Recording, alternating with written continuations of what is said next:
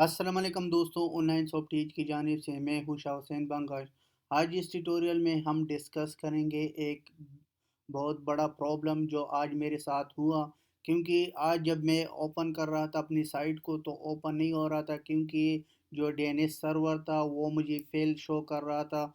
तो अभी भी आप देखो कि जो इसका सॉल्यूशन मैंने निकाला और इसको मैंने जो हल किया था, तो ये आप लोगों के साथ डिस्कस करूँगा कि आपने इस तरह अगर आपके साथ हो गया ये प्रॉब्लम, तो आपने इसको आईपी एड्रेस कैसे चेंज करना है और आपने इस प्रॉब्लम को कैसे सॉल्व करना है। तो इसके मुख्तलिफ़ तरीके हैं।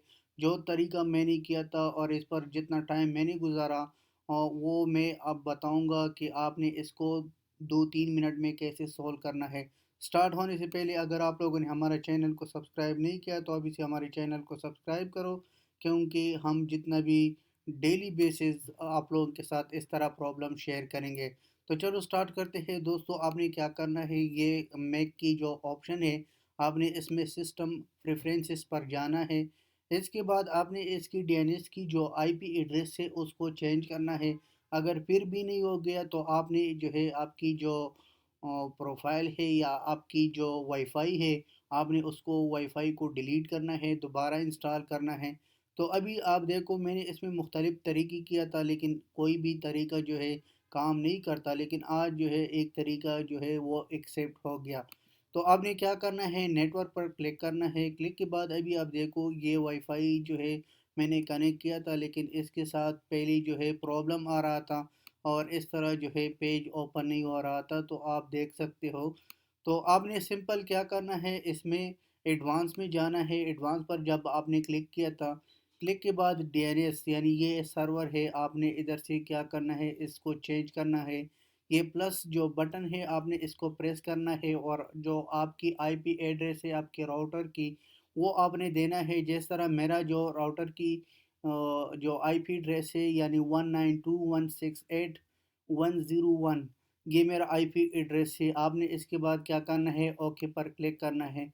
क्लिक के बाद अगर फिर भी आपका मसला वैसे बरकरार है या हल नहीं हो गया, तो आपने क्या करना है, एडिट लोकेशन पर क्लिक करो। क्लिक के बाद आप एक न्यू नाम को सेलेक्ट करो और उसमें फिर अप्लाई करो। अप्लाई पर जब आपने क्लिक किया था तो इसके बाद जो है आपका प्रॉब्लम सॉल्व होगा।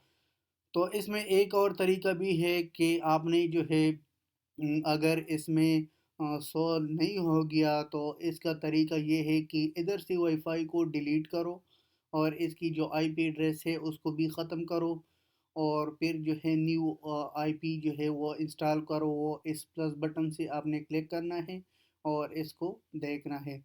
तो ये दोस्तों जब मैंने अभी जो ये प्रोसेस जब किया था तो मेरा जो है प्रॉब्लम जो ब्राउज़र है वो अभी काम कर रहा है। तो मैं गूगल पर क्लिक करूँ, क्लिक के बाद अभी देखो ये काम कर रहा है। पहले काम नहीं कर रहा था और मेरे साइट जो है वो ओपन नहीं हो रहा था।